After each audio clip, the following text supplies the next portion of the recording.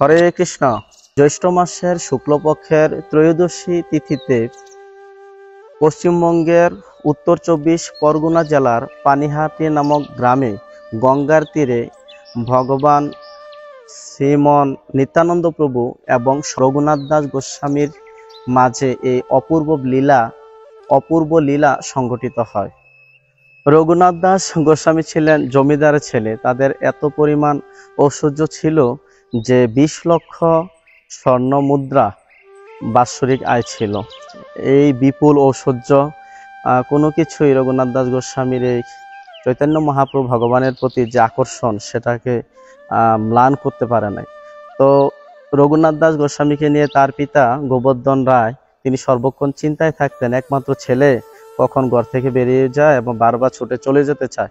তো তাকে ঘরে রাখার জন্য তিনি স্বর্গের অপ্সরা সম অতি সুন্দরী রমণীর সাথে বিয়ে দিলেন, যেন রঘুনাথ দাস গোস্বামী গৃহে থাকেন। কিন্তু এই সংসার এবং জাগতিক পার্থিব জিনিস সবকিছুই অসাড় লাগছিল এবং তিনি সর্বক্ষণ চৈতন্য মহাপ্রভুর সাথে মিলিত হওয়ার চিন্তা করতেন। ভগবান চৈতন্য মহাপ্রভুর প্রতি তার যে প্রগাঢ় ভক্তি বা ভালোবাসা সেটা শৈশব থেকেই তিনি প্রাপ্ত হন। তো রঘুনাথ দাস গোস্বামী ওনাদের যে সপ্তগ্রাম, ওইখানে হরিদাস ঠাকুর, ভগবানের শুদ্ধ ভক্ত নামাচার্য হরিদাস ঠাকুর তিনি যাওয়া আসা করতেন এবং সংস্কৃত শিক্ষা দিতেন। তো সেই হরিদাস ঠাকুরের কাছ থেকে রঘুনাথ দাস গোস্বামী খুব ছোট বয়সে, অল্প বয়সে ভগবান চৈতন্য মহাপ্রভুর বিভিন্ন গুণকীর্তন মহিমা শ্রবণ করতেন। এভাবে ভগবানের মহিমা শ্রবণ করে করে তিনি ভগবানের প্রতি ঐকান্তিক নিষ্ঠা বা ভক্তি বা প্রগাঢ় ভালোবাসা অনুভব করেন। তার পরবর্তীতে চৈতন্য মহাপ্রভু যখন আশেপাশে গ্রামে বা ওনাদের গ্রামে আসতেন, তখন মহাপ্রভুর অনেক বপু সেবা এবং অনেক বাণী সেবার সাথে যুক্ত ছিলেন। তো এভাবে মানে রঘুনাথ দাস গোস্বামীর মধ্যে একটা প্রগাঢ় টান ছিল বা আকর্ষণ ছিল ভগবানের প্রতি, এবং ভগবানের কাছে বারবার তিনি ছুটে যেতে চাইতেন।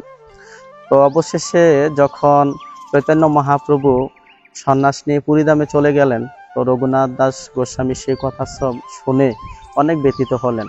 তার কিছুদিন পর যখন ভগবান চৈতন্য মহাপ্রভু শান্তিপুরে আসলেন, তখন রঘুনাথ দাস গোস্বামীর সাথে দেখা হয় এবং তখন তিনি বলেন, ভগবান চৈতন্য মহাপ্রভু বলেন রঘুনাথ দাসকে যে গৃহে থেকে কৃষ্ণ ভক্তি যাজন করার জন্য এভাবে সুন্দর করে যেন তিনি করে, আর যখন সময় হবে ভগবান চৈতন্য মহাপ্রভু কাছে ডেকে নেবেন।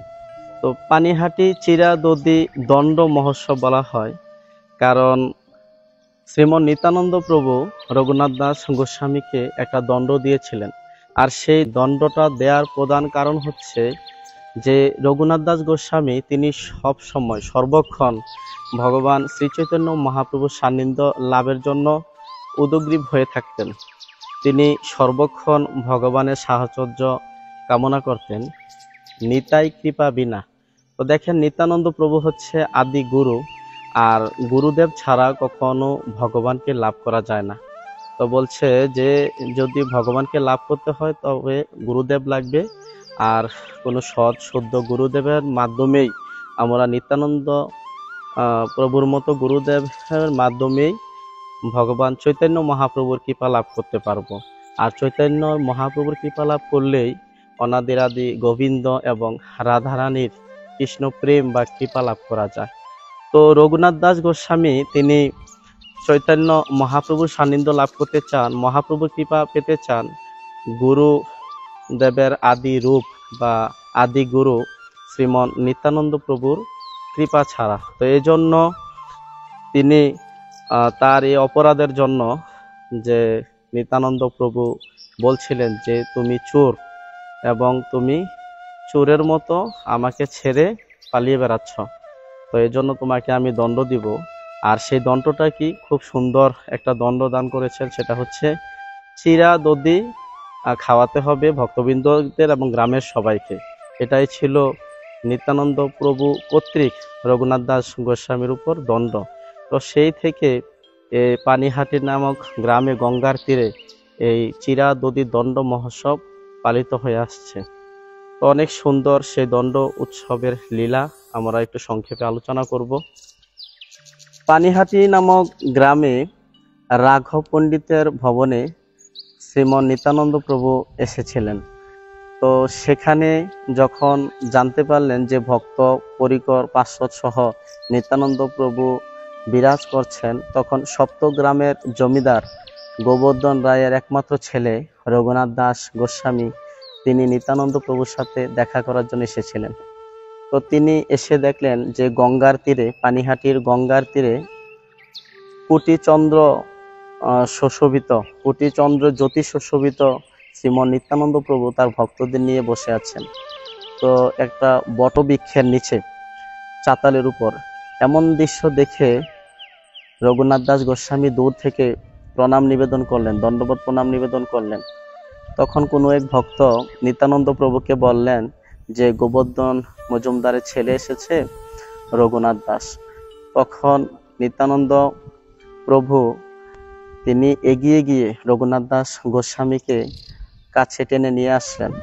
তখন রঘুনাথ দাস গোস্বামী লজ্জায় তিনি নতমস্তক হয়ে আছেন এবং দণ্ডবত প্রণতি নিবেদন করছেন। তার মধ্যে একটা অপরাধবোধ কাজ করছে যে তিনি নিত্যানন্দ প্রভুর কৃপা ছাড়া চৈতন্য মহাপ্রভুকে লাভ করতে চেয়েছেন বা বারবার ছুটে যাচ্ছেন। তো নিত্যানন্দ প্রভু তার চরণদ্বয় রঘুনাথ দাস গোস্বামী মস্তকে স্থাপন করে বললেন যে চোরা, তুমি চুরি করেছ এবং তোমাকে দণ্ড পেতে হবে। আমি তোমাকে দণ্ডদান করব, আর সেই দণ্ডটা হচ্ছে যে ভক্তবৃন্দ এবং যারা আছে এখানে এবং গ্রামের সমস্ত ভক্তবৃন্দকে চিরা দধি খাওয়াতে হবে। তো রঘুনাথ দাস গোস্বামী নিত্যানন্দ প্রভুর এরূপ দণ্ড শুনে অত্যন্ত আনন্দিত হলেন এবং সাথে সাথে তার সমস্ত ভক্তবৃন্দদের নির্দেশ দিয়ে দিলেন যে চিরা দধি এবং দুগ্ধ, সন্দেশ, কলা এবং বিভিন্ন ফলমূল নিয়ে আসার জন্য। নিত্যানন্দ প্রভু কর্তৃক দণ্ডিত হয়ে রঘুনাথ দাস গোস্বামী তার সকল ভক্তদের বলে দিলেন যে এখানে সবকিছু আয়োজন করার জন্য। সেই কথা অনুযায়ী সমস্ত ভক্তবৃন্দরা দলে দলে এখানে এই বিষয়ে জিনিসগুলো আয়োজন করতেছিলেন। এখানে 400টি গোল হোলনা এবং চাতাল এবং অনেক বিশাল বিশাল প্রায় 5 থেকে 6টি মাটির বিশাল বিশাল পাত্র আনা হয়। সেগুলাতে এক ব্রাহ্মণ চিরা দধি এবং আরেকটা পাত্রে দই এবং চিরা মিক্স করতেছিলেন, আরেকজন কলা এবং অন্যান্য ফলমূল এভাবে মিশ্রণ করছিলেন। এভাবে অনেক সুন্দর করে সবগুলো তৈরি করছিলেন এবং ততক্ষণে অনেক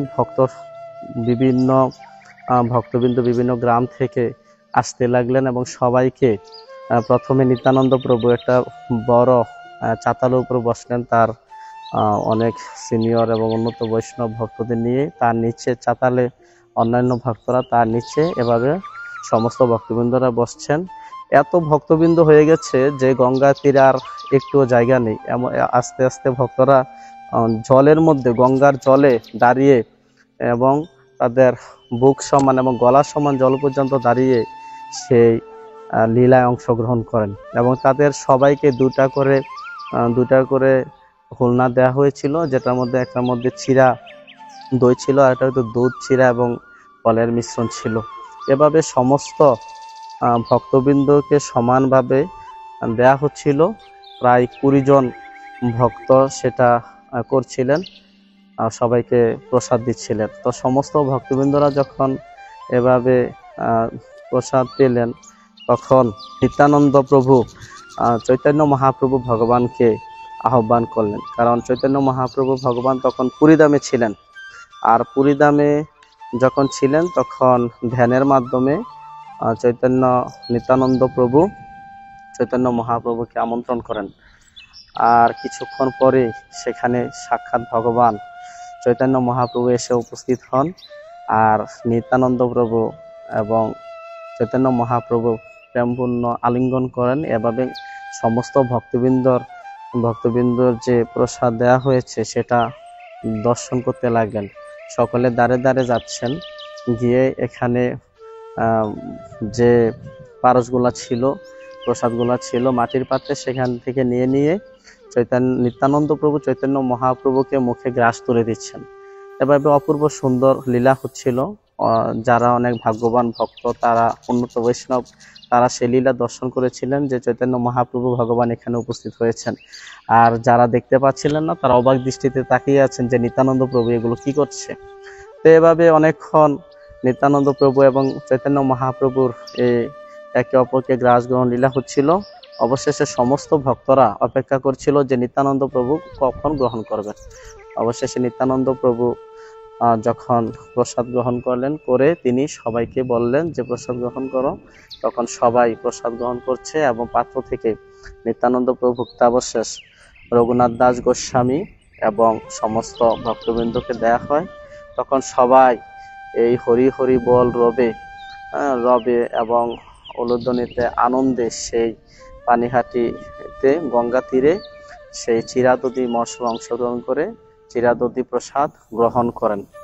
তো বিভিন্ন গ্রাম থেকে এই ভক্তরা দলে দলে আসতেছিল যে এখানে নিত্যানন্দ প্রভু তার ভক্তদের সাথে অনেক সুন্দর লীলা করছেন এবং সবাই তাদের সামর্থ্য অনুযায়ী চিরা দধি যার যা কিছু আছে ফলমূল সবকিছু নিয়ে আসছিলেন এবং সেই লীলা অংশগ্রহণ করছেন। আর রঘুনাথ দাস গোস্বামী সবার থেকে এগুলা ক্রয় করে নিচ্ছিলেন, ক্রয় করে ভক্তদের মাঝে আবার তাদেরকেও খাওয়াচ্ছিলেন। তো রাঘব পণ্ডিত এখানে আসলেন, এসে বললেন যে প্রভু আপনার তো আমার গৃহে নিমন্ত্রণ ছিল, এখানে ভোগ লাগানো হয়েছে, আপনি এখানে বসে খাচ্ছেন। তখন নিত্যানন্দ প্রভু বললেন যে আমি জাতিতে গোপ, আর যখন দাপরে কৃষ্ণ বলরাম রূপে ছিলাম তখন আমরা গোপ সখাদের নিয়ে নদীর তীরে যমুনার তীরে পুলিন ভোজন করতাম। তো আজকে এখানে ভক্তদের নিয়ে গোপ সখাদের নিয়ে পুলিন ভোজন করছি, রাতে তোমার এখানে প্রসাদ পাবো। এই বলে নিত্যানন্দ প্রভু ভক্ত পরিকর পার্ষদ গ্রামবাসী সবাইকে নিয়ে এই দিব্য লীলা সংগঠিত করেন। আর সেটাই পানিহাটি চিরাদধি মহোৎসব, দণ্ড উৎসব। আর সেখান থেকে আজ অবধি সারা পৃথিবীতে প্রত্যেকটা ইস্কন মন্দিরে অনেক সুন্দর মহা সমারোহে সেই পানিহাটি চিরাদধি দণ্ড মহোৎসব উদযাপিত হচ্ছে। তা আপনারা সবাই যদি সম্ভব হয় মন্দিরে যাবেন এবং এই দিনটি পালন করবেন। আর যদি সম্ভব না হয় বাড়িতে গৃহেও আপনারা সেটা পালন করতে পারেন। ভগবান চৈতন্য মহাপ্রভু এবং নিত্যানন্দ প্রভুর উদ্দেশ্যে এই চিরা দধি কলা দুধ সন্দেশ এগুলা দিয়ে ভোগ লাগিয়ে অনেক সুন্দর করে এই চিরাদধি মহোৎসব পালন করে ভগবানকে ভোগ অর্পণ করে এবং সেই ভোগ আপনারা প্রসাদ পেয়ে সাক্ষাৎ চৈতন্য মহাপ্রভু এবং নিত্যানন্দ প্রভু বিশেষ কৃপা লাভ করতে পারেন। হরে কৃষ্ণ।